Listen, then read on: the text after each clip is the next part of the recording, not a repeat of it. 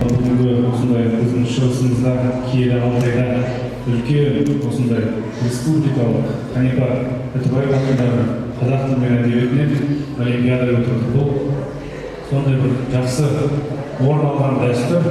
Қазақтың тілі бұл әлемдегі ең бай тіл. Біз мынау Сәрсен Аманжолов атындағы Шығыс Қазақстан университетінің ректоры ретінде тағайындалғаннан бастап 2018-ден бастап арнайы осы Қанипа атындағы грант бөлдік. Сонымен қатар наурыз өткізген кезде наурыз мейрамы тойлағанда біз міндетті түрде Қанипа Дінмұхамедқожаев, Сәрсен Аманжолов, Ыбырай Аңсаровмен бірге арнайы Қанипа апамыз атындағы киіз үйде тұрамыз. Бұл жерде біздің жаңа Қанипа апайымыз тұрады. Көптеген жастарға мәліметтер беріледі. Сондықтан да осы біздің қазақ тілімізді, өзіміздің мемлекеттік тілімізді, әдебиетімізді әрдайым осылай жоғары биікте ұстап, насихаттап жүреміз.